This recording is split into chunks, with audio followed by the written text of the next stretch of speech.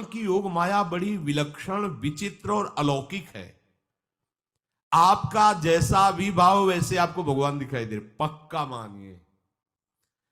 आप स्त्री भाव से देख रहे हैं तो भगवान आपको स्त्री रूप में आपके पास है, पुत्र भाव से पुत्र रूप में आप जान नहीं पा रहे, वही है, दूसरा नहीं है। हजारों बार बता चुके हैं कि ना मानने और ना जानने पर भी आपके हृदय में सत्ता उन्हीं की है।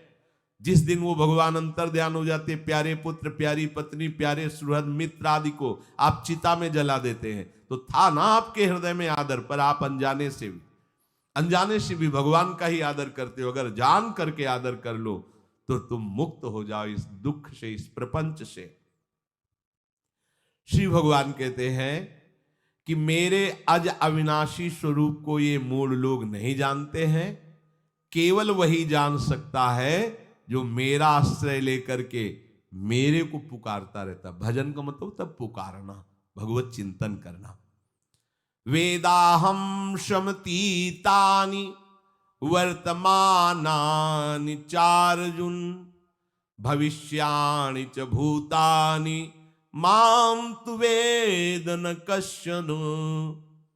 हे अर्जुन, जो प्राणी भूतकाल में हो चुके हैं तथा जो वर्तमान में है और जो भविष्य में है, उन सब प्राणियों को मैं जान रहा हूं। जैसे आंवला ऐसे रख लो तो चारों तरफ से देख सकते हो, ऐसे भगवान अनंत ब्रह्मांडों को, जीवों को एक साथ देख रहे हैं। यही भगवान की भगवत्ता है, एक साथ देख रहे हैं। कोई भी जीव ऐसा नहीं है जिसको भगवान का दुलार नहीं मिल रहा हो, कहीं भी हो, अनंत ब्रह्मांड सबके लिए जो आवश्यक हो भेज रहे। कोई भूखा नहीं रह सकता। एक बार वीर शिवाजी समर्थ गुरु श्री रामदास स्वामी जी के पास गए और कहा कि स्वामी जी अकाल पड़ा हुआ है, तो हमने सारा का सारा खजाना खोल दिया और सबको पवाया। तो गुरु बड़े कृपा सिंधु थे, उन्होंने देखा कि इनके हृदय में एक गर्व का अंकुरण हो रहा है कि मैं भरण पोषण किया सबका अकाल में। तो उन्होंने कहा कि शिवू, ये हथौड़ा उठाओ, आओ चलो हमारे साथ।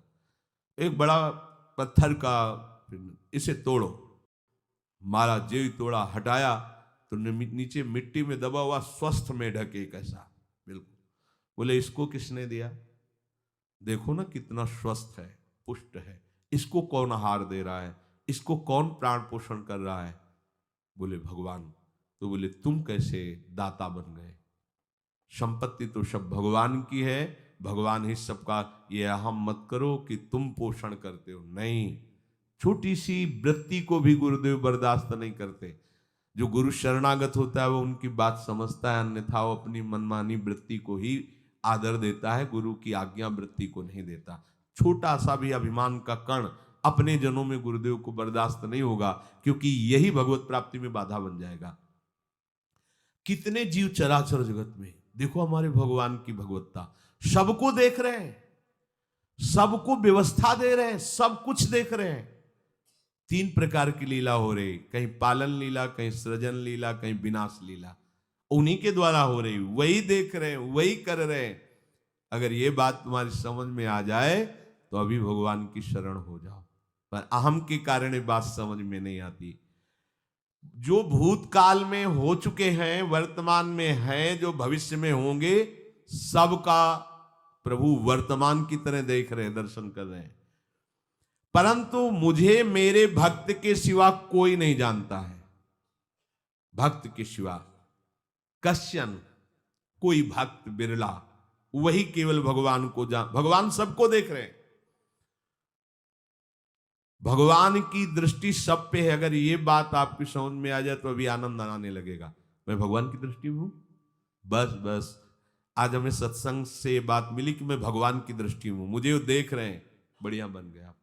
अब आप पाप कैसे करोगे? क्योंकि भगवान की दृष्टि में भगवान आपको देख रहे हैं। डरो, किसी गवाही की जरूरत नहीं, वो देख रहे हैं। तो आप भय क्यों कर रहे हो? आपको भगवान देख रहे हैं, आपको डरना नहीं। फिर आप कामना क्यों कर रहे हो? भगवान आपको देख रहे हैं, जो चाहिए उस समय से दे देंगे, आप निश्चिंत रहिए। अगर आप अहम करोगे तो दुख भोगोगे, आश्रित रहोगे तो सब अपने आप निर्वाह हो जाएगा। एक आदमी ट्रेन के डिब्बे में बैठे दौड़ ऐसे ऐसे दौड़ रहा था। एक ने पूछा भाई क्यों दौड़ रहे? बोले अमुक स्टेशन जाना है। तू बैठ जा, गाड़ी चल रही है, ट्रेन चल रही, तू बैठ जा। ऐसी त्रिगुणात्मिका माया की ट्रेन चल रही, पूरे विश्व का विश्वंबर भरण पोषण कर रहे हैं, तू तो बैठ जा भगवद आश्रय लेकर के, तू काहे को दौड़ा घूम रहा है? लेकिन ये अहंकार के कारण भटकता रहता है। भूत, वर्तमान और भविष्य काल, ये तीन विशेषण देकर भगवान कह रहे हैं कि मैं सबको देखता रहता हूं, जो हो गए, जो हैं, जो होंगे। भूत के प्राणी, भविष्य के प्राणी अथवा वर्तमान के प्राणी सभी भगवान की दृष्टि में वर्तमान की तरह ही है। ये भूत, भविष्य, वर्तमान काल केवल हम लोगों की दृष्टि में भेद है, भगवान की दृष्टि में नहीं। हो चुका, होगा, हो रहा है। भगवान की दृष्टि में सब हो रहा है, पीछे का भी, अब का भी, सब सामने चल रही सीन। हमारे हृदय में विश्वास हो जाए प्रभु हमें देख रहे हैं। अभी तो हमें ये नहीं पता कि हम भजन कर रहे हैं, भगवान पता नहीं जान रहे हैं कि नहीं जान रहे हैं। अभी भक्ति में रंग आ जाए, अगर ये बात समझ में आ जाए कि प्रभु देख रहे हैं हमें। देखो, जब हमारे गुरुजन बैठकर सुनते हैं और जब गाने को अवसर मिलता है तो ज्यादा उत्साह होता है कि बैठे सुन रहे हैं। ऐसे ही अगर हम मान लें कि हमारे प्रभु सुन रहे हैं, हम जो भजन कर रहे हैं हमारे प्रभु देख रहे हैं, जो सेवा कर रहे हैं भगवान हमारे स्वीकार करें, प्रियालाल स्वीकार कर, अभी भक्ति का रंग आ जाए, ये बात हमारे हृदय में बैठ जाए कि मैं हर समय प्रभु की दृष्टि में हूं, हर समय मैं अपने आराध्य देव की दृष्टि में हूं, कितना आनंद आएगा। अंदर से सोचो जरा, हर समय वो हमें देख रहे हैं और वो कह रहे हैं मैं देख रहा हूं। पीछे जो तुम किए वो देख रहे हैं वर्तमान की तरह, अभी जो वो तुम देख रहे हैं, आगे जो करोगे वो भी देख रहे हैं। वो पहले से उनको सब पता है, तुम ऐसे ऐसे चलोगे, ऐसे ऐसे कार्य करोगे। भगवान की दृष्टि में सब कुछ वर्तमान ही रहता है। संपूर्ण प्राणी काल के अंतर्गत है और प्रभु श्री हरि कालातीत है। देश, काल, वस्तु, व्यक्ति, घटना, परिस्थिति ये बदलते रहते हैं, पर प्रभु श्री हरि वैसे के वैसे ही रहते हैं। काल के अंतर्गत प्राणियों का ज्ञान एक सीमित है। अब इस दीवाल के पीछे कौन खड़ा है, क्या कर रहा है, पता नहीं, पर भगवान की दृष्टि में नहीं। भगवान की दृष्टि में सुमेरु पर्वत पर क्या हो रहा है, जहां किसी की दृष्टि, वहां भी उनको, ब्रह्मलोक में ब्रह्मा क्या कर रहे हैं, बैठे बैठे सब। इसीलिए कितने महान ईश्वर हैं। एक छोटी सी भी चींटी को दाना मिला कि नहीं, उनको चिंता है। देखो, आप छोटे से 2-4 लोगों का भार लेकर के चिंतित हो रहे हो, अनंत ब्रह्मांडों के अनंत जीवों का भरण पोषण प्रभु हमारे कर रहे हैं और निश्चिंत हैं। अचिंत शक्तियां भगवान की, तो आप भी तो उनके बच्चे हो ना। ये सब कहने का मतलब है आप भी तो उन्हीं के अंश हो ना। 2-4 की चिंता में इतने तुम बावरे हो रहे हो, डिप्रेशन में पहुंच रहे हो, 2-4 कामनाओं के पीछे इतने। अनंत ब्रह्मांड तुम्हारा जो अंशी है, अनंत ब्रह्मांडों के अनंत जीवों का अनंत काल से भरण पोषण करता चला आ रहा है। कहीं भी किसी के साथ कुछ भी गलत नहीं हो सकता। जैसे कहते हैं कि क्या गलत हुआ, देखो ना अभी तो बच्चा था, ऐसा ऐसा हो गया, तो तुम्हारी दृष्टि में बच्चा है, पीछे तो बहुत पुराना है ना, जो कर्म करके आया उसका फल। कहीं भी गलत किसी के साथ नहीं होता, ध्यान रखना।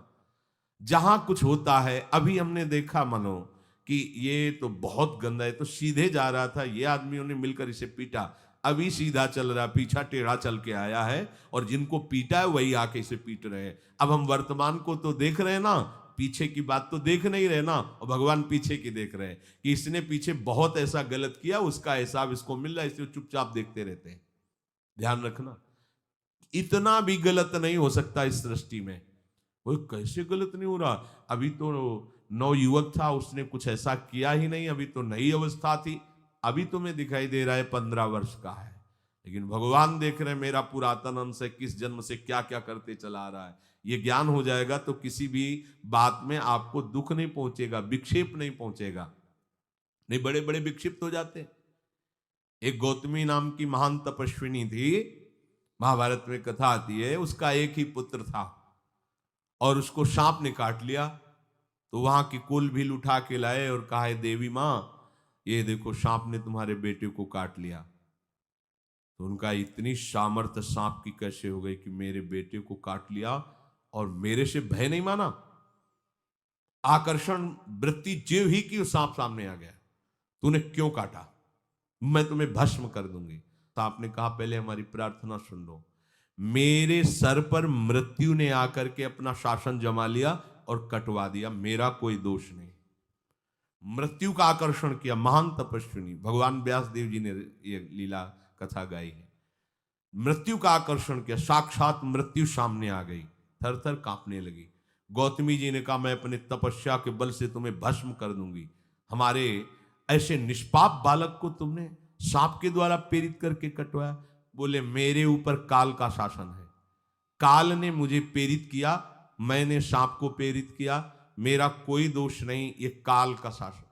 काल का आवाहन किया, काल उपस्थित हुआ। काल ने कहा कि मेरा इसमें कोई दोष नहीं, इस बालक के पूर्व जन्म के कर्म के द्वारा मैं प्रेरित हूं। इस बालक के कर्म से प्रेरित होकर मैंने मृत्यु को प्रेरणा की, मृत्यु ने सांप को प्रेरणा की और इसने डस लिया। अब आप बताओ किसका दोष है? शांत हो गई, क्योंकि इस बालक के ही तो कौन काहू के सुख दुख कर दाता, निज कृत कर्म भोग सुन भ्राता। कोई किसी के सुख दुख का हेतु नहीं है, अपने कर्म ही है जो हमको दुख सुख देते हैं। और ये भगवान देख रहे हैं। कोई, जैसे आपको अभी मनुष्य शरीर मिला, स्वतंत्रता है, अब आप जो पापाचरण चाहो छूट है कर सकते हो, या जो पुण्य कर्म चाहो कर सकते, या भजन करना चाहो कर सकते हो। ये स्वतंत्रता केवल मनुष्य शरीर को दी गई है। आपको जो पूर्व भोग मिल रहे हैं वो आपके पीछे के कर्मों के हैं। तो जो ज्ञानी जन होते हैं, विवेकी जन होते हैं, आए हुए प्रारब्ध को भोग लेते हैं, नया कोई पाप नहीं करते, निरंतर भजन करते रहते, भगवान की कृपा से मुक्त हो जाते। अगर भगवान की शरण में नहीं होगे, भजन नहीं करोगे, तो आपके ऊपर बहुत से ऋण है, दुर्गति हो जाएगी। ऐसा नहीं है। आप यहां भी तो देखो ना, आपके मकान, आपका व्यापार, सब कुछ आपका कहा जाता है, लेकिन सब कुछ सरकार का है। हर चीज का टैक्स देना पड़ेगा तुम्हें। पानी का भी टैक्स देना पड़ेगा, मकान का भी टैक्स देना पड़ेगा, और तुम भी जो करोगे वो पैसा दो सरकार को। टैक्स तुम ऐसे फ्री थोड़ी जा नहीं होता, देना पड़ता है ना। आप मान लो नौकरी कर रहे हो कि हमारी नौकरी करे, तो उसमें सरकारी टैक्स कटेगा आपका, क्योंकि आप सरकारी आदमी हो, भारत देश के वासी हो। ऐसे ही ये टैक्स लगे हुए हैं सरकारी भी, मातृ ऋण, पितृ ऋण, ऋषि ऋण, ये टैक्स है। ऐसा नहीं कि तुम कमाओ खाओ और इसके बाद मर के जाओ स्वर्ग मिलेगा। टैक्स चुकाओ। ये मनुष्य शरीर मिला, इन ऋणों से मुक्त हो। अगर नहीं हुए तो भी तुम्हें दुर्गति होगी। आप देखो, जब कभी ऐसी सूचना मिलती कि अमुक आदमी का अमुक धन पकड़ा गया, तो इनाम दिया जाता है क्या कि इतना कमा लिया? सजा दी जाती है। तुमने टैक्स की चोरी की, अगर चोरी नहीं की, मेहनत से कमाया या व्यापार से कमाया, दिया नहीं सरकार को, हाँ दिया नहीं, इसीलिए तुम्हें टैक्स की चोरी का दंड मिलेगा, सारा धन अपहृत हो जाएगा, तुम्हारी निंदा होगी, तुम्हें सजा मिलेगी। बोलो मिलती है नहीं? ऐसे ही ये लड़का, बच्चा, पत्नी, पुत्र, परिवार जो भी है, ये सब श्री भगवान का तुम्हें टैक्स देना है। क्या टैक्स देना है? भगवान की शरण होकर उनका सुमिरन करो, सारे ऋणों से वो मुक्त कर देंगे। एकादशी स्कंद में कहा है, मेरा भजन करने वाले का कोई ऋण नहीं रह जाता। और नहीं तो महाभारत में ही प्रसंग आता है, एक जरत्कारु नाम के ब्रह्म ऋषि थे। ऋषि और भक्त में बड़ा अंतर होता है। वो तपस्या प्रधान, जैसे दुर्वासा ऋषि तपस्या प्रधान थे, वो बाल ब्रह्मचारी और तपस्या से युक्त एक दिन भ्रमण कर रहे थे, तो आवाज आई, मेरी रक्षा करो, मेरी रक्षा करो। तो उस आवाज की तरफ बढ़े तो देखा कुएं में उल्टा लटके हुए हैं बहुत से ऋषि, और एक केवल तंतु है, एक केवल तंतु है जिसमें दो चूहे लगे हुए, उसको भी काट रहे हैं, एक काला और एक श्वेत। तो उन्होंने देखा और दयालु हो गए कि ऋषियों, मैं तुम्हारी कैसे रक्षा कर सकता हूं? तो उन्होंने कहा कि ये जो दो चूहे हैं रात और दिन हैं, और जो हम लोग हैं ये तुम्हारे पितर हैं। ये चूहे तुम्हारी आयु को काट रहे हैं, एक तंतु हमारे कुल में केवल तुम ही हो, और तुमने तपस्या की ठान ली, ब्याह किया नहीं, गृहस्थ धर्म में गए नहीं, पुत्र हुआ नहीं, तो तपस्या में, भक्ति में एक दम है कि सब ऋणों से मुक्त कर देगी। ये बात ध्यान रखना। तपस्वी अलग है, भक्त अलग। इसलिए पीछे चर्चा आई थी कि तपस्वियों से भी अधिक, ज्ञानियों से भी अधिक, कर्मकांडियों से भी अधिक वो मेरा भक्त योगी होता है। तुमने तो ब्याह किया नहीं, तो अब ये तंतु रात दिन तुम्हारे जीवन को काट रहे हैं, जहां तुम खत्म हुए हम सब नरक में गिर जाएंगे। पितरों ने कहा तुम पितर ऋण से युक्त हो, मुक्त तभी होगे जब ऐसा करो। वो दृश्य खत्म, अंतर ध्यान हो गया। वो बड़े दुखी हुए कि क्या करें। तो उन्होंने मन में निश्चय किया कि अब ब्याह तो करूंगा पितरों के उद्धार के लिए। इतने बड़े तपस्वी हैं जरत्कारु जी, बड़ी महिमा है, लेकिन बात यहां फंस गई। पितृ, उन्होंने मन में निश्चय किया कि कोई आके अपनी कन्या दे दे और उसका भी नाम जरत्कारु हो। मैं बिल्कुल भरण पोषण नहीं करूंगा और कभी हमसे कोई प्रश्न ना करे। ऐसी अगर कोई कन्या देगा तो मैं स्वीकार कर लूंगा। अब ऐसे ना नगर जाना है ना किसी से बात करनी, तो वृक्षों से कहते अपने पितरों के उद्धार के लिए मैं चाहता हूं कि कोई पाणी ग्रहण संस्कार करा दे, कोई हमारे नाम की कन्या को दे दे, और ऐसा ऐसा व्रत है। ऐसा ही बोल रहे थे, वासुकी नाग उपस्थित हो गए और उनकी बहन का भी नाम जरत्कारु था। उन्होंने कहा सुनिए महाराज, मैं नागराज वासुकी हूं, सब देव रूप में, तो ऐसे नहीं सांप वैसे बने देव रूप, और सुंदर कन्या जरत्कारु। बोले ये कन्या मैं आपको समर्पित करता हूं, हमारा सौभाग्य होगा आप जैसा महर्षि हमारी बहन का पति बने। इसका भी नाम जरत्कारु है, और आपकी जो इच्छा है कि मैं भरण पोषण नहीं करूंगा, तो मेरे पास संपूर्ण वैभव है, आप भी पधारिए, मैं आपका भी भरण पोषण करूंगा, अपनी बहन का भी। तीसरी बात, मेरी बहन इतनी शास्त्र सम्मत आराधना से युक्त है कि वो कभी आपसे प्रश्न ही नहीं करेगी, तो उनका स्वीकार है। प्रसन्न हुए, चले गए। काफी समय तक उनके महल में रहे। एक दिन जरत्कारु अपनी जरत्कारु पत्नी की गोद में सर रख कर ऐसे लेटे हुए थे, सो गए। और शास्त्रज्ञ थी, संध्या का काल था। संध्या काल में निषेध है मैथुन करना, भोजन करना और स्वाध्याय करना, ये सब संध्या काल में बस भगवत स्मरण प्राण लोकवत। लेकिन हमारे यहाँ महारानी जी की संध्या आरती और संध्या भोग लगने के बाद ये, इसीलिए वृंदावन धाम इसका कहीं भी ये वेदान्नपि संन्यस्त, वेदों से भी ऊपर उठी हुई रसमयी रसोपासना है, प्रियालाल की महल है।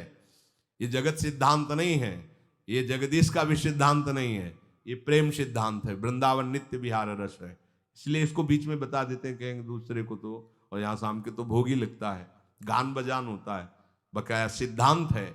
आंख मूंद करके या तो गायत्री जप या जो गुरु मंत्र चुपचाप शांत भाव से जपे, ऐसा। अब वो इस चिंता में थे कि मेरे पति का धर्म जा रहा है, और मैंने आज तक कुछ बोला नहीं अपने पति से, अगर बोलती हूं तो हो सकता है ये नाराज हो जाए और छोड़कर चले जाए।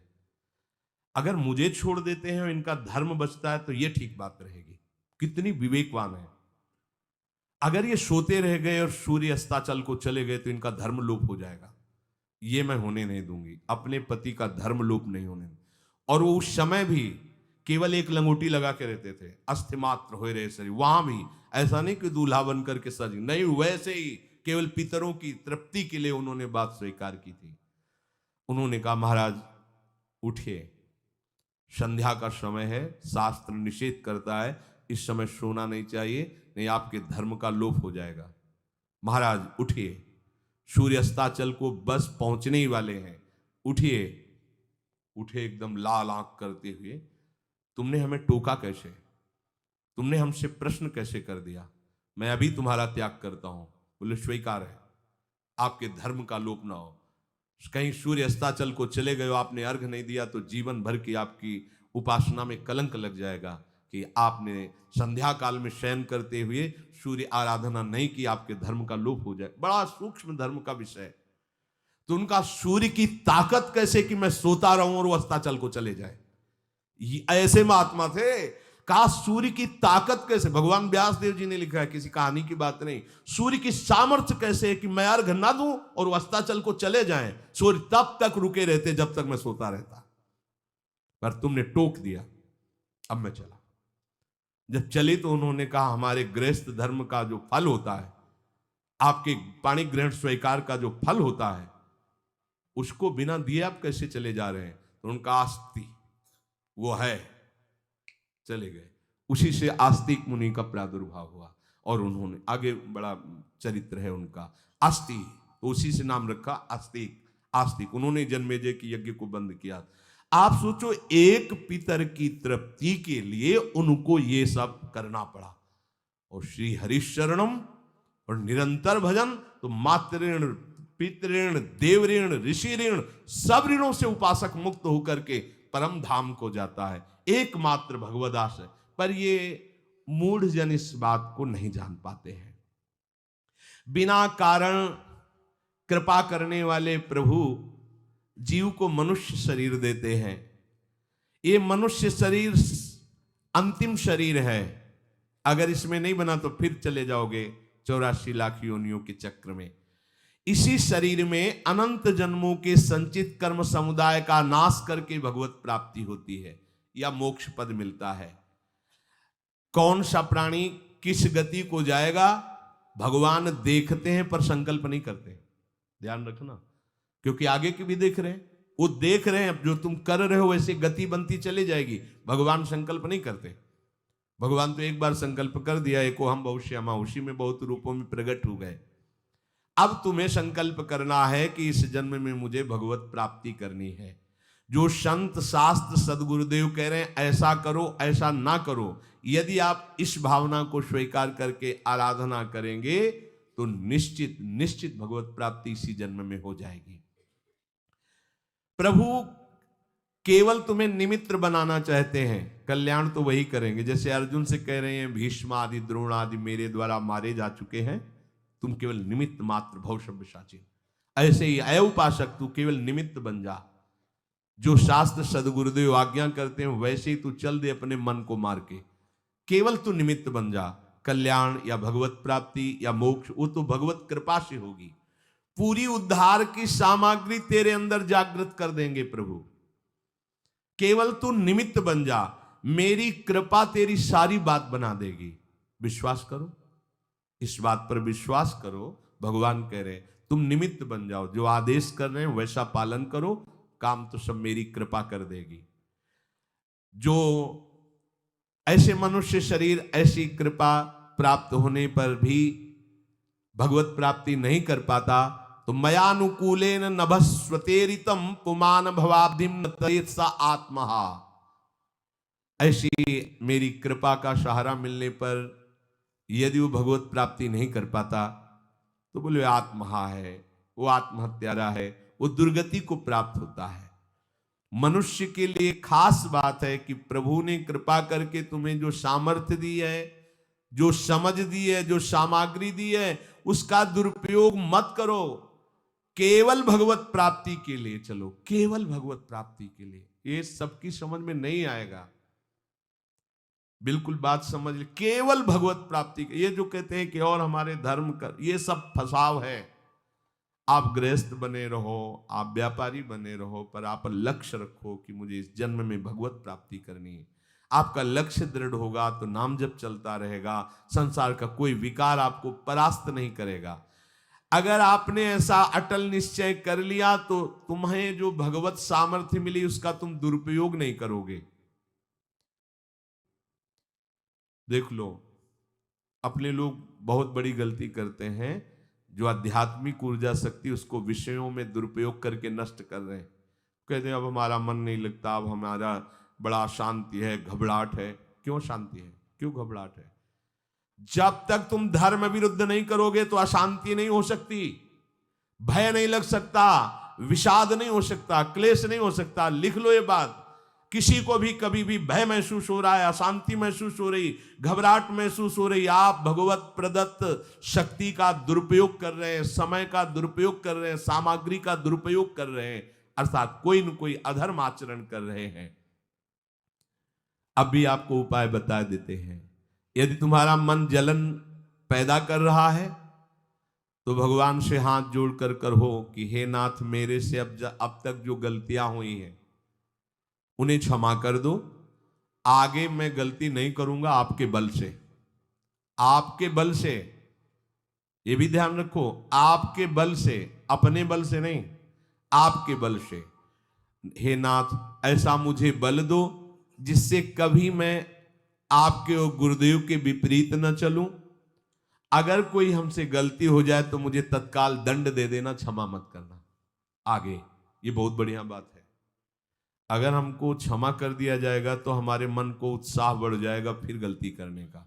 अगर दंड दे दिया जाए तो मन डर जाएगा। इसीलिए प्रार्थना में ये भी कहना चाहिए, पर हिम्मत नहीं पड़ेगी, क्योंकि मन को बहुत दुलार करते हैं ना, कि प्रभु मेरे से जो गलती उसे मुझे दंड दे दो, मैं क्षमा नहीं चाहता। क्योंकि हम देखते हैं जब हम क्षमा कर देते हैं तो उसका उत्साह बढ़ जाता है मन का और गलत करने का। प्रभु इसे क्षमा मत करो, इसे दंड दो। एक बार इसकी भरपूर बेइज्जती होनी चाहिए। जब इसको सब देखेंगे हाँ ये, तो अपने आप ही मन सही रास्ते में आ जाएगा। प्रभु आप क्षमा कर देते हो और बात गुप्त रहती है तो इसको बढ़ावा और मिल जाता है और पापाचरण कर, क्योंकि ये दुष्ट है ना। अगर साधु हो तो बचत हो जाए कि देखो प्रभु ने इस गलती को छुपा दिया और कोई जाना भी नहीं और क्षमा भी कर दिया, अब मैं आगे से बिल्कुल नहीं करूंगा। ये दुष्ट है ना, ये ऐसा नहीं करता। क्षमा हो गई तो उसको लगता है आगे भी क्षमा हो जाएगी, चुपचाप चलो मनोरंजन करते हैं। नहीं प्रभु मुझे दंड दीजिए, जैसे कुंती जी कहती है मुझे विपत्ति दीजिए, ऐसे उत्तम भक्त वही है। हे नाथ आज तक जो गलतियां हुई क्षमा कीजिए, आगे गलतियां नहीं होंगी, ये मैं आपके बल से कह रहा हूं। प्रभु यदि मेरे से चूक हो जाए तो आप क्षमा मत करना, मुझे दंड देना, जिससे मेरा सुधार हो जाए, मैं आपके अनुकूल चलने लगूं। मनुष्य की असमर्थ दो तरह से होती है। एक असमर्थ कि वो कर ही नहीं सकता, जैसे किसी से कहा जाए कि तुम ये मकान उठा करके वहां रख दो, तो कर ही नहीं सकता। ऐसी सामर्थ्य जो आप में करने के लिए भगवान कभी आदेश ही नहीं देंगे, ध्यान रखना। एक बात ध्यान दीजिए, कोई भी ऐसी भगवद आज्ञा या गुरु आज्ञा नहीं होती जो आप नहीं कर सकते। आप जो कर सकते हैं वही आज्ञा होती है। दूसरी असमर्थ ये होती है कि करना चाहता हूं, समय भी है, पर पता नहीं कोई अंदर से करने नहीं देता। भजन करना चाहता हूं, ब्रह्मचर्य से रहना चाहता हूं, और अनुकूल कृपा भी है, सत्संग मिल रहा है, धाम बात सब, पर कोई हमारे ऊपर सवार हो जाता है और हमसे ऐसा करवा लेता है। यह है प्रमाद, यह है मूढ़ता, यह साधक को नष्ट कर देती है। दो प्रकार की असमर्थता की बात हुई। एक ये कि भाई हम असमर्थ हैं, कहा गया कि इस मकान को वहां उठा के रख दो, नहीं रख सकते, तो ऐसा आदेश ही भगवान और गुरुदेव का होता नहीं होगा। और अगर आदेश हो गया है तो आप उठा के देख लेना, आप उठा लोगे। अगर आपको यह ध्यान रहा कि गुरुदेव की आज्ञा है, हरि की आज्ञा है, हो जाएगा। हम कई बार आपको कहा है, अंगद को ऐसे मसल दें, ऐसे वीर थे रावण की सभा में, पर राम प्रताप सुमिरपन रोपा। इस सभा में कोई बड़ा वीर हो, मेरा पैर उठा दे, राम जी सीता जी हार जाएंगे, वापस चले जाएंगे। ये बात थर्रा देने वाली बात है। घबरा, आराध्य देव और माता जानकी दोनों को दांव में लगा दिया, उठा दे कोई पैर, पर उनको भरोसा था कि मैं राम के बल पे कह रहा हूं। राम बल आकर के विराजमान हो गया, कोई नहीं उठा पाया। आखिरी में रावण झुका, मेरे झुकने से, मेरे सामने झुकने से तेरी बात नहीं, तो जो बार बार जिनको मनुष्य कह रहा है उनके चरणों में जा, मैं उनका एक तुच्छ दास हूं। यदि आदेश हो जाए तो घूंसा से सबको मार करके तेरी पत्नियों को बंदी बनाकर और तुझे अभी राम जी के सामने डाल दूं। ये अंगद नहीं बोल रहे थे, ये राम प्रताप बोल रहा था। ऐसे ही यदि आपको आदेश कोई शास्त्र का या गुरु का है तो आप अक्षरशः समझ लीजिए उसमें उनका बल भी है, पर हम लोग उस बल का तिरस्कार कर देते हैं। थोड़ी सी मन की डालकर उसको हल्का किया तो वो बल वापस हो गया। सीधे जो बात मानी जाती है उसमें उनकी कृपा शक्ति होती है, और जो अपनी मन की लगा की जाती है वो साधन होता है। कृपा शक्ति और साधन में अंतर होता है। तो जो हम कर सकते हैं, आदेश है, हम करना भी चाहते हैं और नहीं करते हैं, इसका हमारे अंदर प्रमाद का राज्य है। प्रमाद, लोग कहते हैं कि पता नहीं कोई हमारे दिमाग में आके कर जाता है। हाँ भूत आता है, भूत अब ऐसे लोगों को बावरा कहते हैं। अब इनको ऐसी जगह पहुंच जाए जहां सही निर्णय नहीं होता, और ये कर देना वो कर देंगे। उनको लगता है कोई है, बोले है ऊपरी चक्कर है, अल्ले ऊपरी चक्कर हो, घूम रहे हैं पागल बने, ऊपरी चक्कर कुछ नहीं, ऊपरी चक्कर नहीं, भीतरी चक्कर है। ये भीतर का तुम्हारा वासनात्मक प्रपंच ही तुम्हें नचा रहा है। विवेक का जागरण करो। किसी की अरे प्यारे तुम हरि के अंश हो। स्मशान में रात्रियां व्यतीत हुई, स्मशान में गंगा के किनारे भूतों के बीच में, कोई भी नहीं, कुछ नहीं। सीम की चाप सके को तासु बड़ रखवार रमापति जासु, अकेले, न युवक अवस्था, कोई साथ देने वाला नहीं, अंधेरा, कोई टार्च नहीं, कोई व्यवस्था नहीं, हर समय एक अपार आनंद, भगवदानंद। कोई भय छू सकता है? हर समय हरि की दृष्टि में आप रहते हैं। आप भी ये प्रमाद मत कीजिए, ये प्रमाद है और कुछ नहीं है जो आप आचरण विरुद्ध कर देते हैं। अब क्या होता है, वो समझ पाता नहीं, उसके पीछे कर्म परंपरा लग जाती है, फिर वो हार जाता है कि मेरे से भजन वजन नहीं होने वाला, संयम से नहीं चलने वाला। अब वो योनि पर योनि प्राप्त करता चला जाए, ये योनि यो योनि। भगवान के स्वभाव को समझो और उनके आश्रित हो जाओ। कोटि विप्र बद लागे जाहू, आए सरन तजो नहीं ताहू। जो नर होए चराचर द्रोही, आवे सभय सरन तक मोही। तज छल कपट मोह मद माना, करूं शब्द ते साधु समाना।